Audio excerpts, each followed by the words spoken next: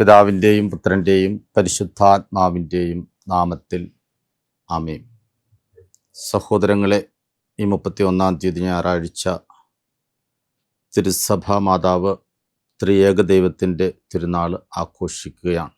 ട്രിനിറ്റിയുടെ തിരുനാൾ. ഇതാണ് ഏറ്റവും വലിയ തിരുനാളെന്ന് നമുക്ക് വിശേഷിപ്പിക്കാൻ കാരണം ത്രിയേക ദൈവം, 3 in 1, 3 സ്വഭാവങ്ങൾ ഒരു സത്തയിൽ ഒരുമിപ്പിക്കുമ്പോൾ അതിനെ നമ്മൾ ദൈവം എന്ന് വിളിക്കുന്നു. പിതാവുണ്ട്, പുത്രനുണ്ട്, പരിശുദ്ധാത്മാവുണ്ട്. പിതാവായ ദൈവം, പുത്രനായ ദൈവം, പരിശുദ്ധാത്മാവായ ദൈവം.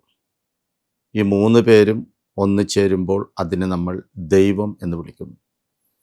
നമ്മുടെ എല്ലാ പ്രാർത്ഥനകളും ആരംഭിക്കുന്നത് ത്രിയേക ദൈവത്തിൻ്റെ നാമത്തിലാണ്. പിതാവിൻ്റെയും പുത്രൻ്റെയും പരിശുദ്ധാത്മാവിൻ്റെയും നാമത്തിൽ അങ്ങനെ ഒന്ന് ഉച്ചരിക്കപ്പെട്ടാൽ അവിടെ സ്വർഗമിറങ്ങി വന്ന് മാനുഷിക തലത്തിൽ നമ്മളെ ഓരോരുത്തരെയും അനുഗ്രഹിക്കുന്ന നിമിഷമായിട്ട് അത് മാറുകയാണ്. അവിടെ നിന്ന് തുടങ്ങുന്ന പ്രാർത്ഥനകളിങ്ങനെ എത്ര വലിയ പ്രാർത്ഥനയായാലും എത്ര ചെറിയ പ്രാർത്ഥനയായാലും, ഇപ്പോൾ കുർബാന തുടങ്ങുന്നതും അവസാനിക്കുന്നതും പിതാവിൻ്റെയും പുത്രൻ്റെയും പരിശുദ്ധാത്മാവിൻ്റെയും നാമത്തിലാണ്. അങ്ങനെയെങ്കിൽ ത്രിയേക ദൈവത്തിൻ്റെ തിരുനാൾ ആഘോഷിക്കുമ്പോൾ അതാണ് ഏറ്റവും വലിയ തിരുനാളായിട്ട് നമ്മൾ ആഘോഷിക്കേണ്ടത്. ഉൽപ്പത്തി പുസ്തകത്തിൽ 1-ാം അധ്യായത്തിലെ 1-ാമത്തെ വാക്യം ആരംഭിക്കുന്നത് തന്നെ അങ്ങനെയാണ്. ആദിയിൽ ദൈവം ആകാശവും ഭൂമിയും സൃഷ്ടിച്ചു. ഭൂമി രൂപരഹിതവും ശൂന്യവുമായിരുന്നു. ആഴത്തിനു മുകളിൽ അന്ധകാരം വ്യാപിച്ചിരുന്നു. ദൈവത്തിൻ്റെ ചൈതന്യം വെള്ളത്തിനു മീതെ ചലിച്ചുകൊണ്ടിരുന്നു. അപ്പോൾ ഈ ഒരു സെൻറ്റൻസിൽ തന്നെ ദൈവമുണ്ട്, ദൈവത്തിൻ്റെ ചൈതന്യമുണ്ട്. ശരിക്കും പറഞ്ഞാൽ നമ്മളൊക്കെ പ്രാർത്ഥിക്കേണ്ടത് ദൈവികമായ ചൈതന്യം തരണമേ എന്നാണ്. ദൈവികമായ ചൈതന്യം ഒരാളിൽ ഉണ്ടാകുമ്പോൾ അയാളിൽ ദൈവികത നിറഞ്ഞു നിൽക്കും. ഇവിടെ സ്വർഗീയ പിതാവുണ്ട്, പിതാവിൻ്റെ ചൈതന്യം വെള്ളത്തിന് മേലുണ്ട്. ഇതെല്ലാം നിൽക്കുമ്പോഴും ഇതിനിടയിലൊരു അന്ധകാരമുണ്ട്. അപ്പോൾ ഈ അന്ധകാരാവൃതമായ ഭൂമിയെ നോക്കിയിട്ട് ദൈവം പറഞ്ഞത് ലെറ്റ് ദെയർ ബി ലൈറ്റ്, പ്രകാശമുണ്ടാകട്ടെ. അങ്ങനെ പ്രകാശമുണ്ടാകുമ്പോൾ ഈ പ്രകാശത്തെ നോക്കി ദൈവമെന്ന് വിളിക്കാൻ പറ്റണം. കാരണം ഒരു അന്ധകാരത്തിനും ഈ പ്രകാശത്തെ കവച്ചു വെക്കാൻ പറ്റിയില്ല, ഈ പ്രകാശത്തെ നശിപ്പിക്കാനും സാധിച്ചില്ല. അപ്പോൾ ത്രിയേക ദൈവമായി വരുമ്പോൾ ഇവിടെ പിതാവുണ്ട്, വെളിച്ചമാകുന്ന പുത്രനുണ്ട്, പരിശുദ്ധാത്മാവ് ആകുന്ന ചൈതന്യമുണ്ട്. ആയതിനാൽ തന്നെ ഈ ത്രിയേക ദൈവം നമ്മളിൽ ഒന്നിക്കുമ്പോൾ നമുക്കുണ്ടാകാൻ പോകുന്ന സ്വർഗീയമായ ചൈതന്യത്തിലാണ് നമ്മൾ വിശ്വസിക്കേണ്ടത്. ഇതുതന്നെയാണ് യോഹന്നാൻ്റെ സുവിശേഷത്തിലെ 1-ാം അധ്യായത്തിലും പറയുന്നത്. ആദിയിൽ വചനമുണ്ടായിരുന്നു, വചനം ദൈവത്തോടുകൂടെ ആയിരുന്നു, ദൈവം വചനമായിരുന്നു, സമസ്തവും അവനിലൂടെ സംഭവിച്ചു. അവനിലൂടെ സംഭവിച്ചത് എന്താണ്? അവനിലൂടെ സംഭവിച്ചത് ജീവനാണ്. ആ ജീവൻ മനുഷ്യകുലത്തിൻ്റെ വെളിച്ചമായിരുന്നു. വീണ്ടും ഇതാ ഈ സുവിശേഷത്തിൽ ക്രിസ്തു വീണ്ടും പ്രത്യക്ഷപ്പെടുകയാണ്. പിതാവിൻ്റെ ചൈതന്യത്തിൽ, പുത്രൻ്റെ സാന്നിധ്യം, പരിശുദ്ധാത്മാവിൻ്റെ നിറവ്, ഇത് ഈ സുവിശേഷത്തിൽ ഇങ്ങനെ നിറഞ്ഞു നിൽക്കുമ്പോൾ പഴയ നിയമവും പുതിയ നിയമവും ത്രിയേക ദൈവത്തെ ഒന്നിച്ചുകൊണ്ട് നമുക്ക് കാണിച്ചിരിക്കുകയാണ്. ഈ 3 പേരും ഇൻഡിപെൻഡൻ്റ് സത്തയാണ്. 3 സത്തയാണ്, 3 കോർ പോയിൻ്റാണ്.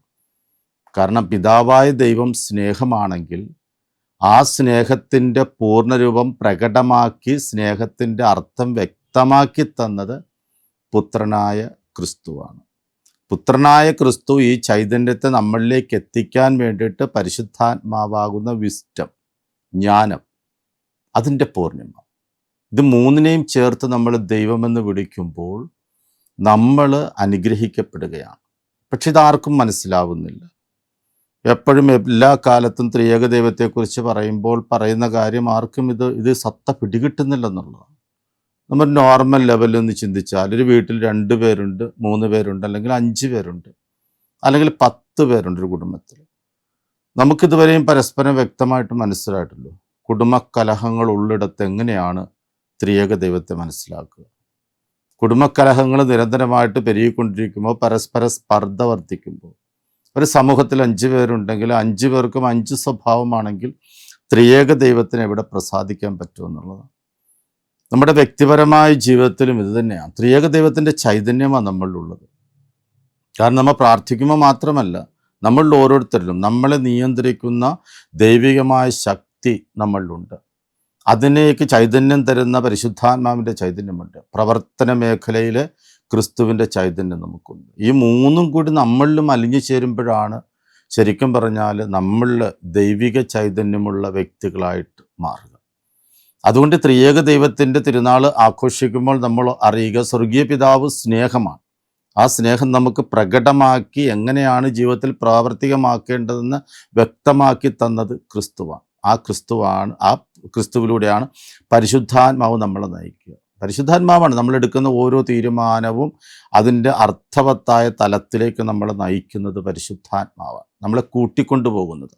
ഒരു പ്രാർത്ഥനയ്ക്ക് നമ്മൾ വീട്ടിൽ നിന്നിറങ്ങി ദേവാലയത്തിലേക്ക് പോകുമ്പോൾ അവിടെ എത്തുന്നത് വരെ നമ്മളെ നയിക്കുന്നത് പരിശുദ്ധാത്മാവാണ്.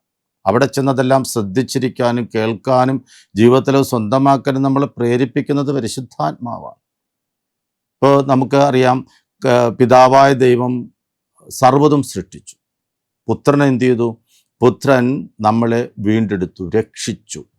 ഒരാൾ സൃഷ്ടിച്ചു, ഒരാൾ രക്ഷിച്ചു, ഒരാൾ ഇതിനെല്ലാത്തിനും മാർഗദർശനമായിട്ട് ഇങ്ങനെ നടന്നുകൊണ്ടേയിരുന്നു. നമ്മുടെ കുടുംബജീവിതം എടുത്തു നോക്കുക. നമ്മുടെ പിതാവ് സ്വർഗീയ പിതാവിന് തുല്യനാണ് കുടുംബത്തിലെ അപ്പനെന്ന് പറയുന്നത്. അപ്പൻ സ്വർഗീയ പിതാവിനെ എല്ലാത്തിനെയും ക്രമപ്പെടുത്തിക്കൊണ്ട് കാണുന്ന ആൾ, അതിനെ നിയന്ത്രിച്ച് നടത്തിക്കൊണ്ടുപോകുന്ന ആരാണ്? വീട്ടിലെ അമ്മയാണ്. അമ്മയുടെ സ്ഥാനം സ്വർഗീയ പുത്രൻ്റെ സ്ഥാനമാണ്. ഒരു ക്രിസ്തുവിൻ്റെ സ്ഥാനമാണ് അമ്മയുടെ സ്ഥാനം. കാരണം എല്ലാം പ്രാവർത്തിക തലത്തിൽ ആക്കി കൊടുക്കുക. മക്കൾ പരിശുദ്ധാത്മാവിൻ്റെ അരൂപിയാൽ നയിക്കപ്പെടുന്നവരാകണം. അപ്പോഴാണ് കുടുംബത്തിൽ ഈ ട്രിയൂൺ ദൈവത്തിൻ്റെ ചൈതന്യം ഇറങ്ങി വരുന്നത്. ഇത് നമ്മളിലൊക്കെ ഇങ്ങനെ പ്രസരിക്കുമ്പോഴാണ് നമ്മൾ വ്യക്തിപരമായും സത്താപരമായും കുടുംബപരമായും ഒക്കെ ദൈവിക ചൈതന്യത്തിലാണ് എന്ന് നമുക്ക് പറയാനായിട്ട് സാധിക്കുള്ളൂ. അതുകൊണ്ട് കൂടുതൽ പ്രാർത്ഥിക്കുന്നവർ, ദൈവത്തെ മനസ്സിലാക്കി സ്നേഹിക്കുന്നവർ, ഈ മൂന്ന് സ്വഭാവമുണ്ടായിട്ടും ദൈവം ഒറ്റ സത്തയിൽ നമ്മളെ നയിക്കുന്നുണ്ടെങ്കിൽ അതിൽ തന്നെ മുൻപോട്ട് പോകാനുള്ള ഒരു ആത്മീയ ധൈര്യത്തിന് വേണ്ടിയിട്ട്, അതിനു വേണ്ടിയിട്ടാണ് പറയുന്നത് പ്രാർത്ഥന മുടക്കരുത്. ക്രിസ്തുവുമായിട്ട് നമ്മുടെ അഭേദ്യമായ ബന്ധം. ക്രിസ്തു എന്ത് ചെയ്തു? ക്രിസ്തു സാക്രിഫൈസ് ചെയ്തു, സഹിച്ചുകൊണ്ട് രക്ഷിച്ചു, വേദനകൾ നൽകിക്കൊണ്ട് രക്ഷിച്ചു. നമ്മളെ ഓരോരുത്തരെയും വേദനകൾ നമുക്ക് നൽകിക്കൊണ്ടല്ല, സ്വയം ശരീരത്തിലും ജീവനിലും ജീവിതത്തിലും ജീവിതാംശങ്ങളിലും കർത്താവ് സ്വയം ഇങ്ങനെ സഹിച്ചുകൊണ്ട് നമ്മളെ രക്ഷിച്ചു. സഹനത്തിൻ്റെ പാഠത്തിൽ രക്ഷണീയ കർമ്മമുണ്ടെന്ന് നമ്മളെ പഠിപ്പിച്ചു. ഓരോ സഹിക്കുന്ന വ്യക്തിയിലും രക്ഷണീയ കർമ്മമുണ്ട്. അത് പിതാവ് കൂടുതൽ പ്ലസൻ്റായി തീർന്നു. പിതാവ് കൂടുതൽ ബ്ലെസ് ചെയ്യപ്പെടുന്നത്, അനുഗ്രഹിക്കപ്പെടുന്നത് പുത്രൻ ഏറ്റവും നല്ല തീരുമാനത്തിൽ സ്വർഗീയമായ ചൈതന്യത്തിൽ ജീവിച്ചു എന്നതിൻ്റെ ഒറ്റത്. അതുകൊണ്ടാണ് യേശുവിൻ്റെ സഹനത്തിന് സ്വർഗം കൊടുത്ത ഗിഫ്റ്റിൻ്റെ പേരാണ് ഉയർപ്പെന്ന് പറയുന്നത്. ആ പെർഫെക്റ്റായിട്ട് സഹിച്ചു. നമ്മുടെ കുടുംബത്തിൽ സഹിക്കുന്ന ഒരുപക്ഷെ അപ്പനാകാം, അമ്മയാകാം, മക്കളാകാം. അത് പെർഫെക്റ്റ് ആണെങ്കിൽ അതിൻ്റെ മേൽ ദൈവത്തിൻ്റെ കൃപ നിരന്തരമായിട്ട് വന്നു നിറയും. അതുകൊണ്ട് വിശുദ്ധന്മാരുടെ തിരുനാളുകളൊക്കെ ആഘോഷിക്കുന്നതിനപ്പുറത്തേക്ക് ത്രിയേക ദൈവത്തിൻ്റെ തിരുനാൾ ആഘോഷിക്കുമ്പോൾ ആ ഒരു ചൈതന്യം നമ്മളുടെ ജീവിതത്തിലും കുടുംബത്തിലും വന്നു നിറയാനായിട്ട് നമുക്ക് പ്രാർത്ഥിക്കാം. നമ്മളെവിടെയെല്ലാം ഒത്തുചേരുന്നു അവിടെയെല്ലാം പിതാവിൻ്റെയും പുത്രൻ്റെയും പരിശുദ്ധാത്മാവിൻ്റെയും നാമത്തിൽ ഞാൻ ആശീർവദിച്ചാൽ, ഞാൻ ആഗ്രഹിച്ചാൽ ആഗ്രഹം സാധിച്ചു. ഒരു പുരോഹിതൻ കരങ്ങളുയർത്തി പിതാവിൻ്റെയും പുത്രൻ്റെയും പരിശുദ്ധാത്മാവിൻ്റെയും നാമത്തിൽ നിന്നെ ആശീർവദിച്ചിരിക്കുന്നു എന്ന് പറഞ്ഞാൽ ആ ആശീർവാദം പൂർണ്ണമാകുകയാണ്. കാരണം ആ പുരോഹിതൻ്റെ കയ്യിൽ നിന്ന് ശക്തി പുറപ്പെട്ടു. ജീസസ് നടന്നു പോയപ്പോൾ ജീസസിനെ തൊട്ട രക്തസ്രാവക്കാരി സ്ത്രീ തൊട്ടപ്പോൾ യേശു നിന്നപ്പോൾ യേശു പറയുന്ന കാര്യമുണ്ട്, എന്നിൽ നിന്ന് ശക്തി പുറപ്പെട്ടു. ഇത് ഓരോ പുരോഹിതനും അനുഭവിക്കുന്ന കാര്യമാണ്.